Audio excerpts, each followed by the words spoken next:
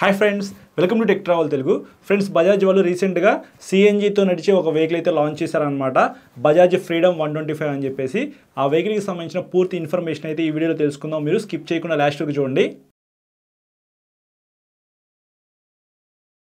ఈ వెహికల్ వచ్చేటప్పటికి 3 వేరియంట్స్లో లభిస్తూ ఉంది. ఫస్ట్ వేరియంట్ వచ్చేటప్పటికి డ్రమ్ బ్రేకు అలాగే హాలోజన్ లైట్ అనమాట. సెకండ్ మోడల్ వచ్చేటప్పటికి drum brake, LED head light, అలాగే థర్డ్ మోడల్ వచ్చేటప్పటికి LED head light, disc brake అనమాట. నేనైతే మాత్రం మీకు LED head light, disc brake ఉన్న వేరియంటే పర్చేస్ చేయమని చెప్తాను. ఎందుకంటే మీకు బెటర్ బ్రేకింగ్ కావాలి అంటే ఫ్రంట్స్ అయినా మీకు డిస్క్ బ్రేక్ ఉండాలన్నమాట. ఎందుకంటే బ్యాక్ సైడ్ అయితే మీకు డ్రమ్ బ్రేక్ ఇస్తున్నారు కాబట్టి ఫ్రంట్ డిస్క్ బ్రేక్ ఉంటేనే బ్రేక్స్ చాలా బాగా పెర్ఫామ్ చేస్తాయి. సో మీరైతే మాత్రం టాప్ ఎండ్ వేరియంటే పర్చేస్ చేయడానికి ట్రై చేయండి. కలర్స్ విషయానికి వస్తే 5 కలర్స్తో ఈ వెహికల్ అయితే లభిస్తూ ఉంది. ఫస్ట్ కలర్ వచ్చేప్పటికి రెడ్, సెకండ్ కలర్ వచ్చేప్పటికి బ్లాక్, థర్డ్ కలర్ వచ్చేప్పటికి వైట్, ఫోర్త్ కలర్ వచ్చేప్పటికి బ్లూ, ఫిఫ్త్ కలర్ వచ్చేప్పటికి గ్రే. మీకు నచ్చిన కలర్ అయితే మీరు పర్చేస్ చేయొచ్చు. నాకైతే మాత్రం అన్ని కలర్స్ కూడా చూస్తానికి చాలా బాగా నచ్చినాయి. ఈ వెహికల్లో ఉన్న ఇంజిన్ విషయానికి వస్తే 2 valves air cooled 124.58 cc BS 6.2 ఇంజిన్తో లభిస్తూ ఉంది. 9.5 PS పవర్, 9.7 Nm టార్క్ అయితే ఇంజిన్ జనరేట్ చేసింది. బ్రేక్స్ విషయానికి వస్తే ఇందాకే చెప్పాను కదా, డిస్క్ బ్రేక్ పర్చేస్ చేయమని చెప్పేసి. Front side 240 mm disc brake అయితే ఇచ్చారు.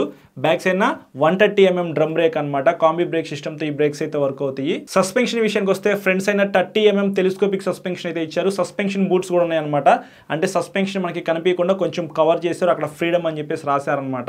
లాంచ్ చేసినప్పుడు చూసిన వెహికల్ అని చెప్పుకోవచ్చు. నేను లైవ్ లో చూసినప్పుడు ఇంకా మీకు క్లియర్గా ఎక్స్ప్లెయిన్ చేస్తాను. బ్యాక్ సైడ్ మీకు కొద్దిగా లాంగ్ ట్రావెల్ మోనోషాక్ అయితే ఇచ్చినట్టుగా అయితే కనిపిస్తా ఉంది.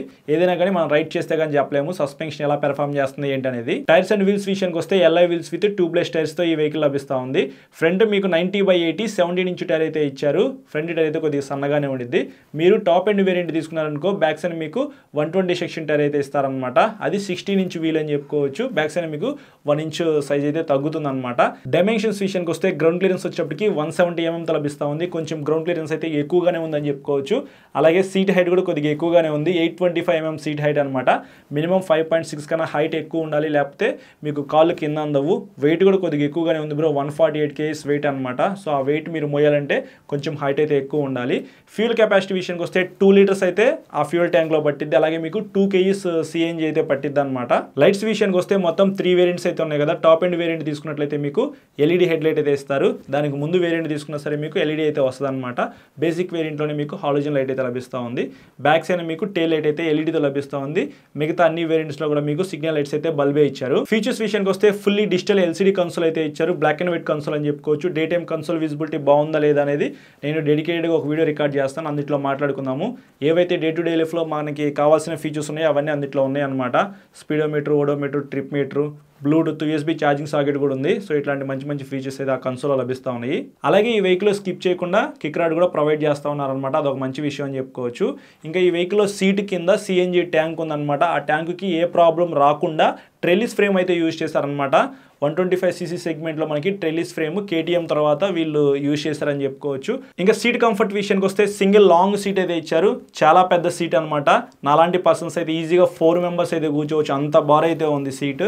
సో కంఫర్ట్ ఎలా ఉంది, అది స్మూత్గా ఉందా, హార్డ్గా ఉందా అనే దాని గురించి కూడా మనము లైవ్లో వెహికల్ మీద ఎక్కి కూర్చొని చెక్ చేసుకుంటే కానీ తెలియదు.